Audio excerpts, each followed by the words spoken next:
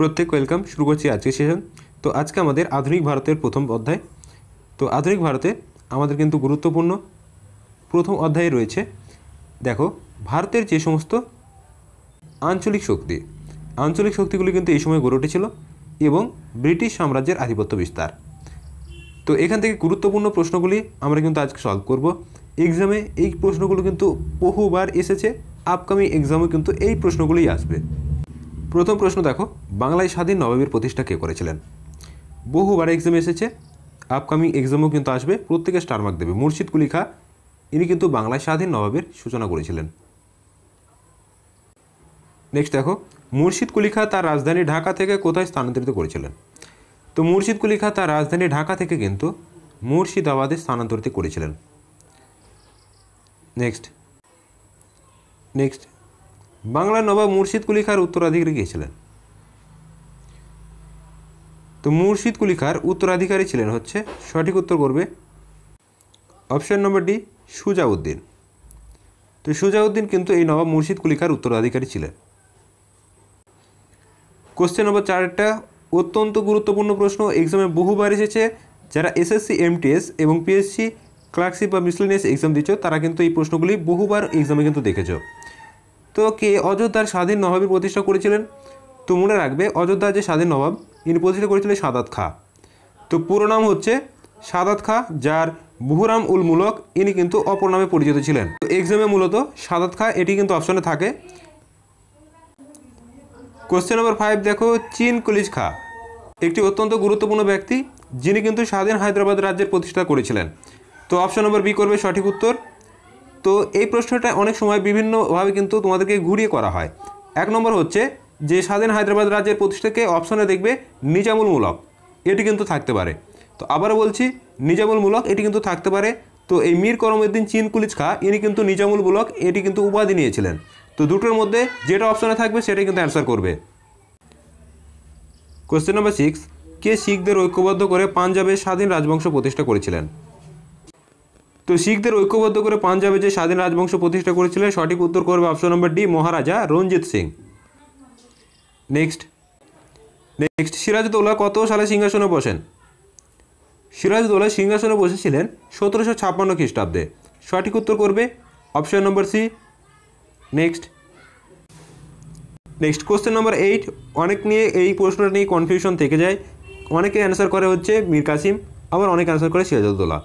তো মনে রাখবে, বাংলাদেশের স্বাধীন নবাব কিন্তু একমাত্র সিরাজউদ্দৌলা, এরপরে কিন্তু ব্রিটিশ রাজ শুরু হয়েছিল। তো সঠিক উত্তর করবে অপশন নম্বর এ, সিরাজউদ্দৌলা। নেক্সট, নিম্নলিখিত কে সিরাজের বিরুদ্ধে ষড়যন্ত্রে লিপ্ত ছিলেন? তো সঠিক উত্তর হচ্ছে অপশন নম্বর এ, মোহনলাল। তো মোহনলাল, রায়দুর্লভ, সেই সাথে জগৎ শেঠ এরা কিন্তু যুক্ত ছিলেন। কোশ্চেন নম্বর 11 দেখো, পলাশির যুদ্ধ অত্যন্ত গুরুত্বপূর্ণ প্রশ্ন, বহুবার এক্সামে আসে। তো এবার কিন্তু তোমরা এই তারিখটা অবশ্যই জেনে রাখবে। পলাশির যুদ্ধ হয়েছিল 1757 23শে জুন। এক্সামে কিন্তু তারিখটা উল্লেখ করে দেবে, অনেকে এটা কিন্তু গুলিয়ে ফেলে। নেক্সট, কোন সেনাপতি পলাশির যুদ্ধে যুদ্ধরত অবস্থায় মারা যান? সঠিক উত্তর করবে অপশন নম্বর ডি, মীর মদন। তো মীর মদন কিন্তু পলাশির যুদ্ধের সময় কিন্তু মারা যান। নেক্সট, সিরাজউদ্দৌলাকে লর্ড ক্লাইভ পরাজিত করেন কোন যুদ্ধে? তো একই প্রশ্ন দেখো, পলাশির যুদ্ধে কিন্তু পরাজিত করেছিল। নেক্সট, বক্সারের যুদ্ধ কোন বছর হয়েছিল? তো বক্সারের যুদ্ধ হয়েছিল, সঠিক উত্তর করবে অপশন নম্বর এ, 1764। তো এখানে কিন্তু দিল্লির যে মুঘল সম্রাট ছিল দ্বিতীয় শাহ আলম এবং অযোধ্যার নবাব সুজাউদ্দৌলা এবং বাংলার যে মীর কাসিম এরা কিন্তু মিলিতভাবে যুদ্ধ করেছিল। সেই শর্তেও কিন্তু এক ভাগ্যান্বেষের কারণে এই যুদ্ধে কিন্তু এরা পরাজিত হয়। ফলে ব্রিটিশ রাজ্যের যে আধিপত্য কায়েম এটা কিন্তু খুব দ্রুতই সম্প্রসারিত হয়েছিল। বস্তুত এই যুদ্ধের পরে কিন্তু আর কোনো শক্তি ব্রিটিশদের বিরুদ্ধে মাথাচাড়া দিয়ে উঠতে পারেনি। কোশ্চেন নম্বর 15, ভারতের ব্রিটিশ আধিপত্য স্থাপনের ক্ষেত্রে সবথেকে গুরুত্বপূর্ণ যুদ্ধ কোনটি? তো একটু আগে আলোচনা করলাম, সঠিক উত্তর করবে অপশন নম্বর সি, বক্সারের যুদ্ধ। নেক্সট দেখো, বীরজিম কাদের বলা হতো? তো বীরজিম বলা হতো, সঠিক উত্তর করবে অপশন নম্বর বি, অযোধ্যার নবাবদের। নেক্সট, কে শ্রীরঙ্গপত্তমে স্বাধীনতার বৃক্ষ রোপণ করেছিলেন? সঠিক উত্তর করবে option number B, Tipu Sultan. Next, নিম্নলিখিত কোন শাসকদের মধ্যে কে ফরাসিদের সাথে যুক্ত ছিলেন? অত্যন্ত গুরুত্বপূর্ণ একটি প্রশ্ন। সঠিক উত্তর করবে অপশন নম্বর ডি। এই টিপু সুলতান ইনি কিন্তু ফরাসিদের যে অন্যতম ক্লাব, তোমরা নাম শুনেছো জ্যাকোবিন ক্লাব, এই জ্যাকোবিন ক্লাবের কিন্তু সদস্য ছিলেন কে? টিপু সুলতান। তো ফরাসিদের সাথে অত্যন্ত কিন্তু বন্ধুর সম্পর্ক ছিল টিপু সুলতানের। নেক্সট, কোশ্চেন নম্বর 19, প্রশ্নটাকে অত্যন্ত গুরুত্বপূর্ণ এবং স্টার মার্ক দিয়ে রাখবে। বক্সারের যুদ্ধের সময় 1764 বাংলার নবাব কে ছিলেন? তো সঠিক উত্তর করবে option number B, Mir Jafar. তো দেখো, মীর জাফর কিন্তু পুনরায় এই নবাব পদে বসেছিলেন 1764 সালে এবং যুদ্ধটা করেছিল কিন্তু মীর কাসিম। রঞ্জিত সিং কোন মিশলের নেতা ছিলেন? তো রঞ্জিত সিং ছিলেন হচ্ছে সুকারচাকিয়া মিশলের নেতা। কোশ্চেন নম্বর 21, টিপু সুলতানের চূড়ান্ত পরাজয় ঘটিল যার হাতে, তার নাম কি? তো মনে রাখবে এটি হচ্ছিল কিন্তু লর্ড ওয়েলেসলি, অর্থাৎ অপশন নম্বর এ করবে কিন্তু সঠিক উত্তর। লর্ড ওয়েলেসলির হাতে কিন্তু টিপু সুলতানের চূড়ান্ত পরাজয় ঘটেছিল। নেক্সট, কার শাসনকালে প্রথম মারাঠা যুদ্ধ সংগঠিত হয়েছিল? তো সঠিক উত্তর করবে অপশন নম্বর এ, ওয়ারেন হেস্টিংসের আমলে। নেক্সট, অত্যন্ত গুরুত্বপূর্ণ একটি উক্তি রয়েছে, সব লাল হো জায়গা, এই উক্তিটি কার? নম্বর সি সঠিক উত্তর, রঞ্জিত সিংয়ের। নেক্সট, কোন বছর ইংরেজদের সঙ্গে রঞ্জিত সিংয়ের অমৃতসরের সন্ধি স্বাক্ষরিত হয়েছিল? অত্যন্ত গুরুত্বপূর্ণ প্রশ্ন, বহুবার এক্সাম এসেছে, স্টার মার্ক দিয়ে রাখবে। সঠিক উত্তর করবে অপশন নম্বর বি, 1809। তো অমৃতসরের সন্ধি রঞ্জিত সিং এবং ইংরেজদের মধ্যে কিন্তু হয়েছিল। টিপু সুলতানের রাজধানী কোথায় ছিল? বহুবার এক্সাম এসেছে, অত্যন্ত গুরুত্বপূর্ণ। তোমাদেরকে বলছি আজকের যে অধ্যায়টি রয়েছে এখান থেকে প্রচুর প্রশ্ন এক্সাম এসেছে। টিপু সুলতানের রাজধানী ছিল হচ্ছে শ্রীরঙ্গপত্তনম, অপশন নম্বর বি করবে সঠিক উত্তর। নেক্সট, লর্ড ক্লাইভ বাংলার দেওয়ানি লাভ করেছিল কত সালে? অত্যন্ত গুরুত্বপূর্ণ প্রশ্ন। লর্ড ক্লাইভ বাংলার দেওয়ানি লাভ করেছিল বক্সারের যুদ্ধের পর, অর্থাৎ 1764-তে বক্সারের যুদ্ধ, তার পরবর্তী বছর অর্থাৎ 1765 সালে, অপশন নম্বর বি করবে সঠিক উত্তর।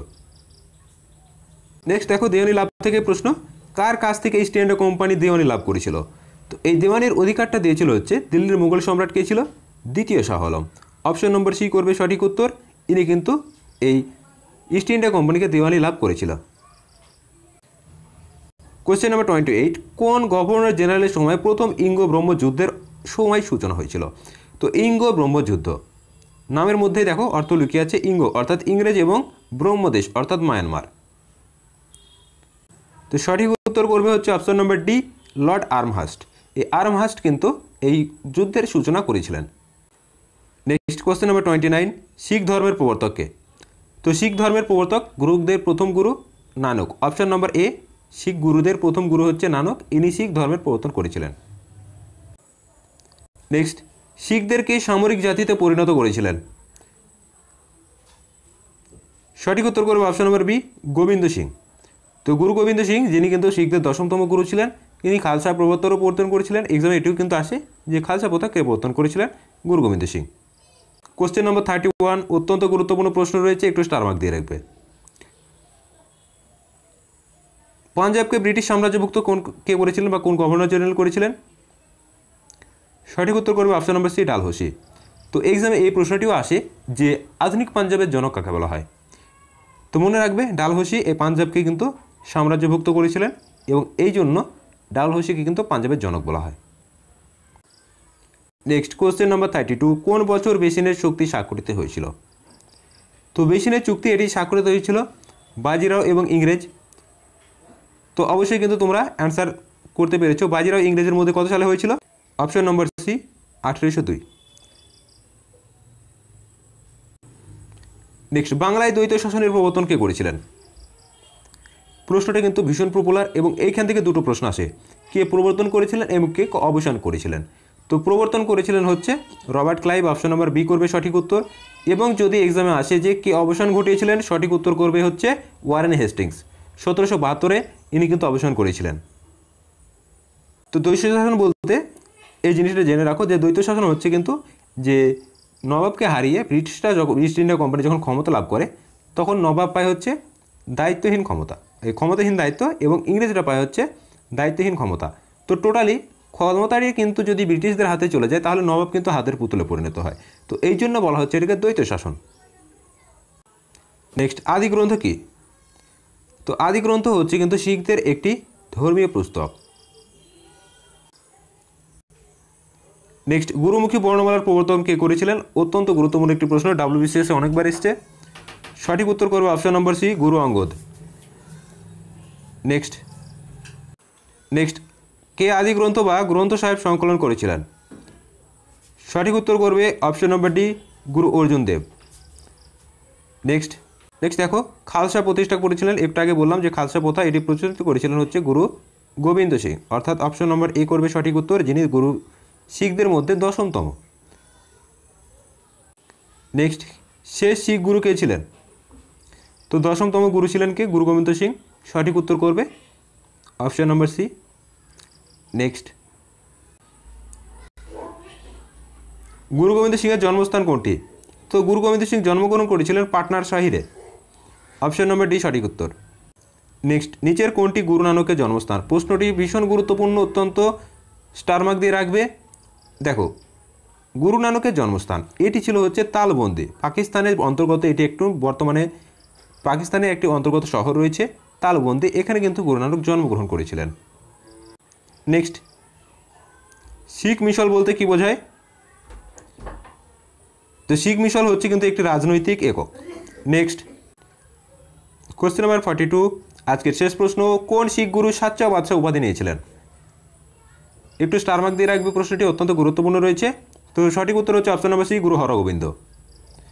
তো এই ছিল তোমাদের আধুনিক ভারতের প্রথম যে অধ্যায়টি রয়েছে, অর্থাৎ অধ্যায় নম্বর 18। এখান থেকে তোমাদের সবথেকে বেশি প্রশ্ন কিন্তু এক্সামে থাকে আধুনিক ভারতের ইতিহাসের মধ্যে। তো চ্যানেলে যারা নতুন অবশ্যই চ্যানেলটিকে সাবস্ক্রাইব করবে এবং ভিডিওটি অবশ্যই বন্ধুদের মাঝে শেয়ার করবে। দেখা হচ্ছে নতুন আরেকটি ভিডিওতে।